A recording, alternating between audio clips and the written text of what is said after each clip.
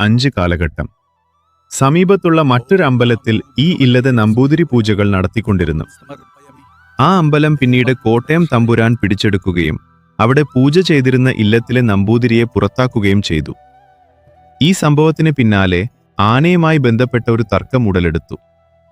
ചടങ്ങുകളിൽ ഉപയോഗിച്ചിരുന്ന ആനയെക്കുറിച്ചുള്ള അവകാശവാദം ഇല്ലവും കോട്ടയം തമ്പുരാനും തമ്മിലുള്ള വലിയ തർക്കമായി മാറി. വിഷയം ഒടുവിൽ ബ്രിട്ടീഷ് കാലത്തെ കക്കോടതി വരെ എത്തി. നീണ്ടുനിന്ന നിയമ പോരാട്ടം അവസാനം കോടതി വിധി ഇല്ലത്തിന്റെ അനുകൂലമായി. ഈ വിധി ഇല്ലത്തിന് വലിയ വിജയമായിരുന്നു. എന്നാൽ ഈ കേസിൽ തോറ്റതുകൊണ്ട് കോട്ടയം തമ്പുരാന് വലിയ അരിശമുണ്ടായതായി പാരമ്പര്യമായി പറയപ്പെടുന്നു.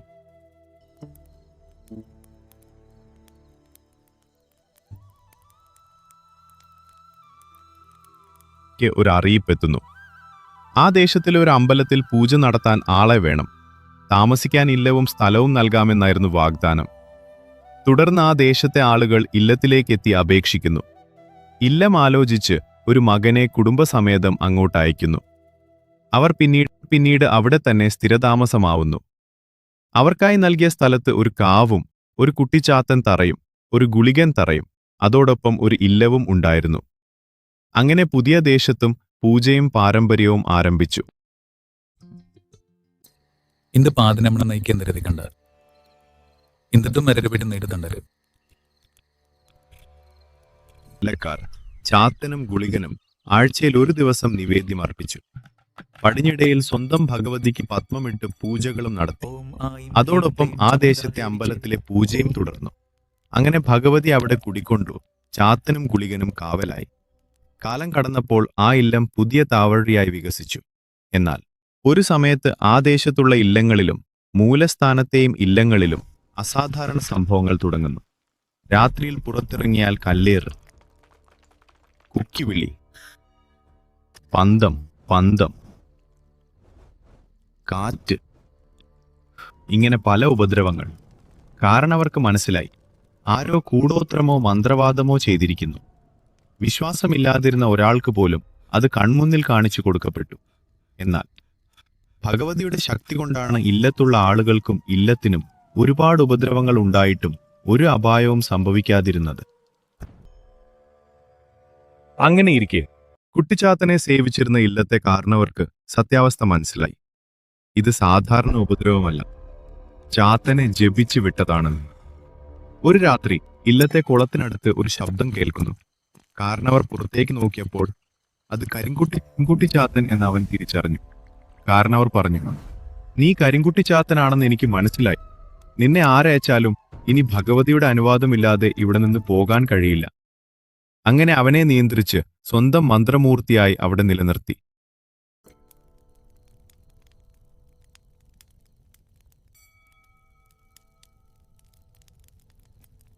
കാരണവർ കരിങ്കുട്ടിക്ക് മുന്നിൽ നെഞ്ചുവിരിച്ചു നിന്നു. അയാളുടെ കണ്ണുകളിൽ ഭയമായിരുന്നില്ല, മറിച്ച് തന്റെ കുലദേവതയിലുള്ള അചഞ്ചലമായ വിശ്വാസമായിരുന്നു. ആ ശബ്ദം അന്തരീക്ഷത്തിൽ മുഴങ്ങി, ഈ ഇല്ലം നശിപ്പിക്കാൻ ഭഗവതി സമ്മതിക്കില്ല. കരിങ്കുട്ടി, നിനക്ക് ഈ മണ്ണിൽ തൊടാനാവില്ല. ഭയങ്കരമായ രൂപത്തോടെ വന്ന കരിങ്കുട്ടി ആ വാക്കുകൾക്ക് മുന്നിലൊന്ന് തരിച്ചു നിന്നു. ഇല്ലത്തെ കാക്കുന്ന ആ മഹാശക്തിയെ അവൻ തിരിച്ചറിഞ്ഞു. രൗദ്രഭാവം വെടിഞ്ഞ് അതീവ ശാന്തനായി കരിങ്കുട്ടി പറഞ്ഞു, എങ്കിൽ ഈ ഇല്ലത്തിന്റെ രക്ഷയ്ക്കായി ഞാൻ കാവൽ നിന്നുകൊള്ളാം. ശത്രുവായി വന്നവനെ മിത്രമായി സ്വീകരിക്കുന്ന വലിയൊരു മനസ്സ് കാരണവർ അവിടെ കാണിച്ചു. കരിങ്കുട്ടിയെ അദ്ദേഹം ഒരു അതിഥിയായി സ്വീകരിച്ചു. കുളത്തിൽ നിന്ന് കാലുകഴുകിച്ച് ആദരവോടെ ഇല്ലത്തേക്ക് ആനയിച്ചു. ദാഹമകറ്റാൻ പാൽ നൽകി. അവിടെ കുടിയിരുന്ന കുട്ടിച്ചാത്തനും ഗുളികനും അരികിലായി കരിങ്കുട്ടിക്കും ആരാധനാസ്ഥാനം നൽകി. അങ്ങനെ ആ ഇല്ലത്തിന്റെ ഐശ്വര്യത്തിനായി കരിങ്കുട്ടിക്കുള്ള പൂജകളും ആരാധനകളും ആരംഭിച്ചു. അപ്പോഴാണ് ആ വലിയ രഹസ്യം പുറത്തുവന്നത്. ആ ഇല്ലം മുച്ചൂടും നശിപ്പിക്കാൻ കരിങ്കുട്ടിയെ മന്ത്രബലത്താൽ അയച്ചത് മറ്റാരുമല്ല, കോട്ടയം തമ്പുരാനായിരുന്നു. ഒരു പഴയ കേസിന്റെ വൈരാഗ്യമായിരുന്നു ആ പ്രതികാരത്തിന് പിന്നിൽ. എന്നാൽ സത്യത്തിനു മുന്നിൽ തമ്പുരാന്റെ തന്ത്രങ്ങൾ പിഴച്ചു. ഇല്ലം നശിപ്പിക്കാൻ വന്ന അതേ കരിങ്കുട്ടിയെക്കൊണ്ടുതന്നെ ഭഗവതിയുടെ അപാരമായ ശക്തി തമ്പുരാന് ബോധ്യപ്പെടുത്തിക്കൊടുത്തു. അധർമ്മത്തിനുമേൽ ധർമ്മം വിജയിച്ച കഥയായി അത് ഇന്നും വാഴ്ത്തപ്പെടുന്നു. കടന്നുപോയി. ഇല്ലത്തെ കാവൽക്കാരനായി കരിങ്കുട്ടിയും കൂടെ കുട്ടിച്ചാത്തനും ഗുളികനും കുടിയിരുന്നതോടെ ഐശ്വര്യം കളിയാടി. എന്നാൽ പെട്ടെന്നാണ് കാരണവരുടെ ഭാര്യയ്ക്ക് അസാധാരണമായ ചില അനുഭവങ്ങൾ ഉണ്ടാകാൻ തുടങ്ങിയത്. ഓരോ രാത്രിയിലും ഉറക്കത്തിൽ അവർ ഭയന്ന് വിറച്ചുണരും. സ്വപ്നത്തിൽ കുട്ടിച്ചാത്തൻ പ്രത്യക്ഷപ്പെട്ട് എന്തോ പറയാൻ ശ്രമിക്കുന്നതുപോലെ. ഭയം പതിവായതോടെ കാരണവർ പ്രശ്നം വെപ്പിച്ചു നോക്കാൻ തീരുമാനിച്ചു. കവടി നിരത്തി താമ്പൂല പ്രശ്നം വെച്ചു നോക്കിയ ജ്യോത്സ്യൻ ആ വലിയ സത്യം വെളിപ്പെടുത്തി. ഈ ഇല്ലത്തെ കാത്തുകൊള്ളാം എന്ന് കരിങ്കുട്ടി വാക്കു നൽകിയിരുന്നു. ഇപ്പോൾ അദ്ദേഹം ഈ കുടുംബത്തിന്റെ ഭാഗമായിരിക്കുന്നു. വെറും കാവൽക്കാരനല്ല, ഇവിടുത്തെ പ്രധാന ദൈവം തന്നെയാണ് കരിക്കുട്ടി സ്വാമി. അദ്ദേഹത്തിനു വേണ്ട പരിഹാരങ്ങളും ആ പ്രശ്നവിധിയിൽ തെളിഞ്ഞുവന്നു. പ്രത്യേക ശ്രീകോവിൽ മറ്റു ദേവതകൾക്കൊപ്പം വെറുമൊരു സ്ഥാനമല്ല, കരിക്കുട്ടിക്ക് മാത്രമായി വിശുദ്ധമായ ഒരു ശ്രീകോവിൽ പണിയണം. തിറ മഹോത്സവം. കരിക്കുട്ടിക്കും ഗുളികനും കുട്ടിച്ചാത്തനും പ്രീതികരമായ രീതിയിൽ വർഷത്തിലൊരിക്കൽ തിറ കെട്ടിയാടണം. ആചാരങ്ങൾ, തറവാട്ടിലെ ഓരോ തലമുറയും പാലിക്കേണ്ട പ്രത്യേക പൂജാവിധികളും ചടങ്ങുകളും നിശ്ചയിക്കപ്പെട്ടു.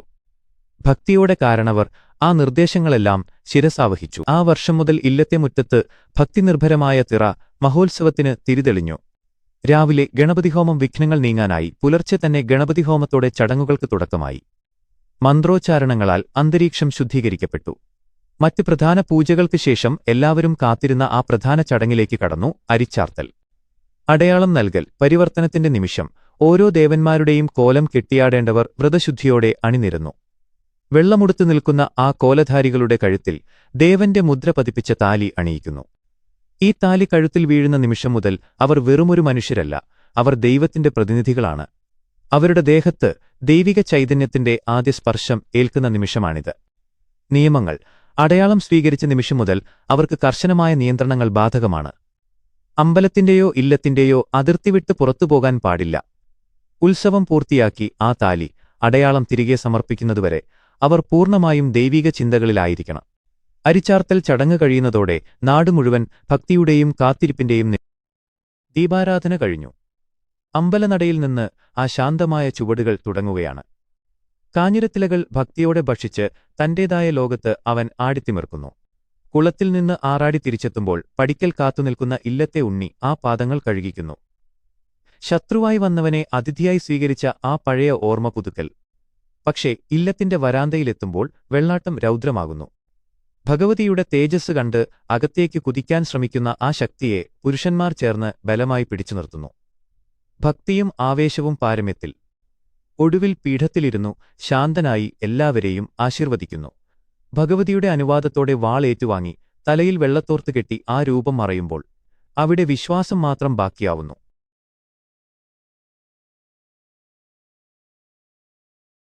കരിക്കുട്ടി വെള്ളാട്ടം കഴിഞ്ഞാൽ പിന്നെ തട്ടകത്തിൽ കുട്ടിച്ചാത്തന്റെ വരവായി. കരിക്കുട്ടിയുടേതിന് സമാനമെങ്കിലും തനതായ ചില ചുവടുകളുമായാണ് ചാത്തൻ ആടിത്തിമിർക്കുന്നത്. തൊട്ടുപിന്നാലെ ഗുളികന്റെ വരവ്.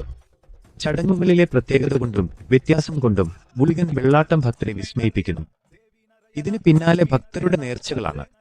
അവരുടെ ആഗ്രഹങ്ങൾക്കും വഴിപാടുകൾക്കുമായി രാത്രി മുഴുവൻ നീണ്ടു നിൽക്കുന്ന വഴിപാട് വെള്ളാമ്പൻ. ചെണ്ടമേളവും തീപ്പന്തങ്ങളും ഇല്ലപ്പറമ്പിനെ ഉണർത്തിക്കൊണ്ടിരിക്കും. ഇങ്ങനെ രാത്രിയുടെ ഓരോ യാമങ്ങളിലും ഓരോ ദേവന്മാർ ഉറഞ്ഞാടുമ്പോൾ നേരം പുലരും. വെളുപ്പിന് 4-5 മണിയോടെ ഈ ആചാരങ്ങൾ അടുത്ത ദിവസത്തെ പ്രധാന ചടങ്ങുകളിലേക്ക് വഴിമാറുന്നു. അന്ന് ഈ കാവ് സാക്ഷ്യം വഹിക്കാൻ പോകുന്നത് അതിലും വലിയ കാഴ്ചകൾക്കാണ്. മഞ്ഞു വീഴുന്ന ആ പ്രഭാതത്തിൽ ചെണ്ടയുടെ കരുത്തുറ്റ കൊട്ടിനൊപ്പം ഗുളികൻ തിറ കെട്ടിയിറങ്ങുകയാണ്. അമ്പലമുറ്റത്ത് ആയുധമേന്തി ഗുളികൻ നടത്തുന്ന അഭ്യാസ പ്രകടനങ്ങൾ കാണികളെ വിസ്മയിപ്പിക്കും. തീവ്രമായ നൃത്തത്തിനു ശേഷം അനുവാദം വാങ്ങി ഗുളികനില്ലത്തെ മുറ്റത്തേക്ക്. അവിടെയും പാരമ്പര്യത്തിന്റെ ചടങ്ങുകൾ ആവർത്തിക്കുന്നു. ഇല്ലത്തെ ഉണ്ണി ആ പാദങ്ങൾ കഴുകി ദൈവത്തെ വരവേൽക്കുന്നു. പീഠത്തിലിരിക്കുന്ന ഗുളികന്റെ മുന്നിൽ ഭക്തരുടെ വലിയ നിര തന്നെയാണ്. ഇല്ലത്തെ കാരണവർ കൈപിടിച്ച് സങ്കടങ്ങൾ പറയുമ്പോൾ അദ്ദേഹം നൽകുന്ന പവിത്രമായ ജലം ഗുളികൻ സ്വീകരിക്കുന്നു. പിന്നെ ഓരോരുത്തരുടെയായി ഊഴമാണ്. മനസ്സ് തുറന്നുള്ള പ്രാർത്ഥനകൾ കേട്ട് തലയിൽ കൈവച്ച് ഗുളികൻ അനുഗ്രഹിക്കുന്നു. ഒടുവിൽ അമ്പലമുറ്റത്തെ കലശത്തറയിലിരുന്നു സർവ്വചരാചരങ്ങൾക്കും ഐശ്വര്യം നേർന്നുകൊണ്ട് ഗുളികൻ തിറ സമാപിക്കുന്നു. ഏവർക്കും അനുഗ്രഹം ചൊരിഞ്ഞ് ഗുളികൻ പീഠത്തിന് മുന്നിലെത്തുന്നു. ഭോജനവും താമ്പൂലവും സ്വീകരിച്ച് ഭക്തിയുടെ നിറവിൽ നാളികേര സമർപ്പണം. ചടങ്ങുകൾ ഒടുവിൽ പാരമ്യത്തിൽ. പീഠത്തിന് മുകളിൽ കയറി നിന്ന് കാരണവരോട് ആ വിടവാങ്ങൽ വചനം, ഞാൻ മായായിങ്കൽ മറയട്ടെ. ആയുധങ്ങൾ തിരികെ നൽകി തലയിലെ മുടി അഴിക്കുന്നതോടെ ആ ദൈവിക ചൈതന്യം പതുക്കെ പിൻവാങ്ങുന്നു. കലാകാരൻ എഴുന്നേറ്റ് പുണ്യാഹവും വാങ്ങി ഒരു നാളികേരം മുടച്ച് പാടെ ഓടിമറയുന്നതോടെ ഗുളികൻ തിറയ്ക്ക് സമാപനം. പക്ഷെ കാഴ്ചകൾ അവിടെ തീരുന്നില്ല. ഉച്ചവെയിൽ കനയ്ക്കുമ്പോൾ അമ്പലമുറ്റത്ത് തോറ്റം പാട്ടുകൾ ഉണരുകയായി. പീഠത്തിലിരുന്ന് ചാത്തൻ സജ്ജനാവുകയാണ്. തോറ്റംപാട്ടിന്റെ ഈരടികൾക്കൊപ്പം കുട്ടിച്ചാത്തന്റെ രൂപം പൂർണ്ണമാകുന്നു. ആ തട്ടകം മറ്റൊരു വിസ്മയത്തിന് സാക്ഷ്യം വഹിക്കാൻ തന്റെ വരവാണ്. പൂർണ്ണരൂപത്തിലെത്തിയ കുട്ടിച്ചാത്തന് മുന്നിലേക്ക് കലാക്ഷേത്രത്തിൽ നിന്ന് 2 തീപ്പന്തങ്ങൾ എരിയുന്ന ചൈതന്യമായി എത്തുന്നു. ആ എരിയുന്ന തീയിലേക്ക് ചാത്തൻ ചാടിയാടുകയാണ്. ഒരു നിമിഷം ആ ജ്വാലകളെ കൈക്കുള്ളിലാക്കി അവൻ അഗ്നിയെ കീഴടക്കും. പീഠത്തിന് മുകളിൽ നിന്ന് പന്തങ്ങളുമായി ചാത്തൻ നടത്തുന്ന അഭ്യാസ പ്രകടനങ്ങൾ കണ്ടു നിൽക്കുന്നവരുടെ ശ്വാസമടക്കും. അമ്പലമുറ്റം മുഴുവൻ ആടിയാടി ഒടുവിൽ പ്രദക്ഷിണം. കാഞ്ഞിരത്തിന്റെ കൈപ്പുള്ള ഇലകൾ ഭക്തിയോടെ ഭക്ഷിച്ച് 3 പ്രദക്ഷിണങ്ങൾ പൂർത്തിയാക്കുന്നു. അനുവാദം വാങ്ങി നേരെ കുളത്തിലേക്ക് ഒരോട്ടം. കുളത്തിൽ നിന്ന് ശുദ്ധി വരുത്തി ചാത്തൻ എത്തുന്നത് ഇല്ലത്തേക്കാണ്. ഭഗവതിയുടെ തിരുമുമ്പിൽ ആവേശം മൂത്ത ചാത്തൻ കിണറിനരികിൽ വെച്ച് ഇല്ലത്തെ ഉണ്ണി ആ പാദങ്ങൾ കഴുകി ശുദ്ധി വരുത്തുന്നു. അകത്തേക്ക് കുതിക്കാൻ ശ്രമിക്കുന്ന ചാത്തനെ ഭക്തിയോടെ തടഞ്ഞു നിർത്തി വരാന്തയിലെ പീഠത്തിലിരുത്തുന്നു. കാരണവർ ആ കൈകൾ ചേർത്തുപിടിച്ച് സംസാരിക്കുമ്പോൾ അഗ്നിയായി വന്നവൻ ശാന്തനാകുന്നു. ഒടുവിൽ ആയുധമേറ്റുവാങ്ങാൻ അനുവാദം വാങ്ങി ചാത്തൻ വീണ്ടും കളിയാടുകയാണ്. ഇല്ലത്തെ മുറ്റത്തെത്തി കാരണവർ നൽകുന്ന പവിത്രമായ തീർത്ഥം സ്വീകരിച്ച് ചാത്തൻ അടുത്ത ലഹരിയിലേക്ക് നീങ്ങുന്നു. ഇനിയാണ് ആവേശകരമായ കാഴ്ച. മദ്യം നിറഞ്ഞ കിണ്ടിയുമായി മുന്നിൽ ഓടുന്നവനെ കീഴടക്കാൻ ചാത്തൻ പിന്നാലെ കുതിക്കുന്നു. അമ്പലമുറ്റം മുഴുവൻ നീളുന്ന ആവേശം നിറഞ്ഞ ആ മത്സരം കാണികളുടെ നെഞ്ചിടിപ്പ് കൂട്ടും. ഒടുവിൽ ആ കിണ്ടി സ്വന്തമാക്കി അത് പാനം ചെയ്ത് ചാത്തൻ തന്റെ വിജയം പ്രഖ്യാപിക്കുന്നു. ആ വിജയലഹരിയിൽ ഇല്ലത്തെ മുറ്റത്തും അമ്പലമുറ്റത്തും ചാത്തൻ ഭക്തിയുടെയും ആവേശത്തിന്റെയും കൊടുമുടി കയറുകയാണ്. തോറ്റംപാട്ടിന്റെ ഈരടികൾ വീണ്ടും ഉണരുന്നു. ഇല്ലത്തെ അംഗങ്ങളെയും ദൂരദേശങ്ങളിൽ നിന്നെത്തിയ ഭക്തരെയും ഒരുപോലെ അനുഗ്രഹിച്ച് കുട്ടിച്ചാത്തൻ തിറ അതിന്റെ പൂർണ്ണതയിലെത്തുന്നു. വിശ്വാസം പാരമ്യത്തിലെത്തി ചാത്തൻ അമ്പലനടയിലേക്ക്. ഭോജനവും താമ്പൂലവും സ്വീകരിച്ച് നാളികേര സമർപ്പണത്തോടെ ആ ചൈതന്യം പതുക്കെ ശാന്തമാകുന്നു.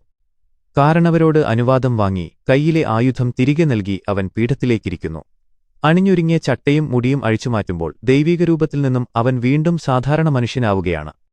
എല്ലാ ദൈവങ്ങളെയും നമ്പൂതിരിമാരെയും വണങ്ങി ഒരു നാളികേരം ഉടച്ച് പാടെ ഓടിമറയുന്നതോടെ കുട്ടിച്ചാത്തൻ തിറയ്ക്ക് സമാപനം. തട്ടകം ഒരു നിമിഷം നിശബ്ദമാവുന്നു. പക്ഷേ ആ നിശബ്ദത അധികനേരം നീളുന്നില്ല. ഇനി പ്രധാന ദേവന്റെ വരവിനുള്ള സമയമാണ്. മുഖത്തെഴുത്ത് പൂർത്തിയാക്കി അമ്പലമുറ്റത്തിന്റെ ഒരു കോണിൽ ആ ചൈതന്യം പീഠത്തിലിരിക്കും. ഇല്ലത്തിന്റെ ആ പരമശക്തി ഉണരാൻ ഇനി നിമിഷങ്ങൾ മാത്രം.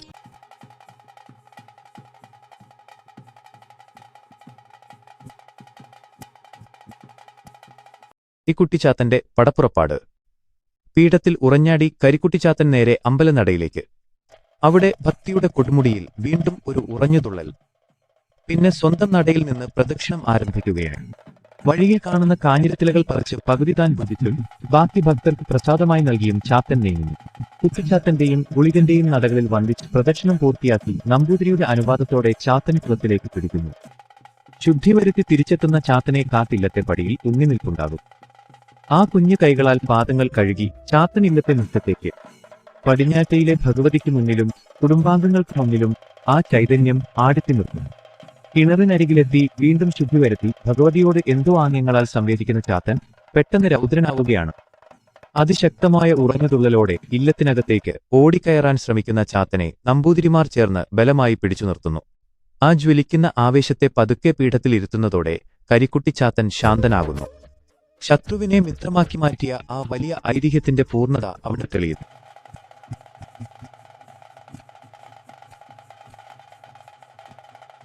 ഉറഞ്ഞുതുള്ളുന്ന ആ രൗദ്രരൂപം ശാന്തമാകുന്നത് ഒരേയൊരു നിമിഷത്തിലാണ്. ഇല്ലത്തെ കാരണവർ ആ ചൈതന്യത്തെ മാറോട് ചേർത്ത് പിടിക്കുമ്പോൾ ശത്രുവായി വന്ന് മിത്രമായി മാറിയ കരിക്കുട്ടിക്ക് കാരണവർ വെള്ളിക്കിണ്ടിയിൽ പാൽ നൽകുന്നു. ആ പാൽ വാങ്ങി കുടിക്കുന്നതോടെ ചാത്തൻ പൂർണ്ണമായി ശാന്തനാവുന്നു. പിന്നെ അവിടെ വികാരനിർഭരമായ നിമിഷങ്ങളാണ്. കാരണവരോടും കുടുംബാംഗങ്ങളോടും സംസാരിച്ച് ഭഗവതിയെ തൊഴുത് അനുവാദം വാങ്ങി ചാത്തൻ വീണ്ടും അമ്പലത്തിലേക്ക്. അവിടെ വെച്ച് നമ്പൂതിരി നൽകുന്ന വെള്ളി ആയുധങ്ങൾ ഏറ്റുവാങ്ങുന്നതോടെ ചൈതന്യം വീണ്ടും ഉണരുകയായി. അമ്പലമുറ്റത്തെ നൃത്തത്തിന് ശേഷം ചാത്തൻ വീണ്ടും ഇല്ലത്തെത്തുന്നു. ഓരോ അംഗങ്ങളെയും നേരിൽ കണ്ട് അനുഗ്രഹിച്ച ശേഷം കലശത്തറയിലേക്ക്. അവിടെ കാത്തുനിൽക്കുന്ന 100 കണക്കിന് ഭക്തരുടെ സങ്കടങ്ങൾ കേട്ട് അവർക്ക് ആശ്വാസവും ആശീർവാദവും നൽകി ചാത്തൻ അവരിൽ ഒരാളായി മാറുന്നു. ഒടുവിൽ ചടങ്ങുകൾ അതിന്റെ പാരമ്യത്തിലേക്ക്. അമ്പലനടയിൽ വെച്ച് തിരുമുടി ധരിക്കുന്നതോടെ കരിക്കുട്ടിച്ചാത്തൻ തന്റെ പൂർണ്ണ ദൈവരൂപത്തിലേക്ക് മാറുന്നു. ആ ചൈതന്യത്തിനു മുന്നിൽ തട്ടകം ഒന്നടങ്കം കൈവിപ്പിന് ചൂടിയതോടെ തട്ടകം വിറകൊള്ളുന്നു. കരിക്കുട്ടിച്ചാത്തൻ തന്റെ പൂർണ്ണ ദൈവരൂപത്തിൽ പ്രത്യക്ഷനാവുകയാണ്. അമ്പലനടയിൽ ആ ചൈതന്യം അതിഗംഭീരമായ നൃത്തം ചവിട്ടുമ്പോൾ കാണികൾ ഭക്തിയാൽ നിശബ്ദരാകുന്നു. പിന്നെ ആ നിഗൂഢമായ മുഹൂർത്തമാണ്. രാത്രിയുടെ നിശബ്ദതയിൽ ഒരു നാദസ്വരം മാത്രം പശ്ചാത്തലമൊരുക്കുമ്പോൾ കരിക്കുട്ടി മുടിയോടുകൂടി ക്ഷേത്രത്തിനു ചുറ്റും 3 പ്രദക്ഷിണം വയ്ക്കുന്നു.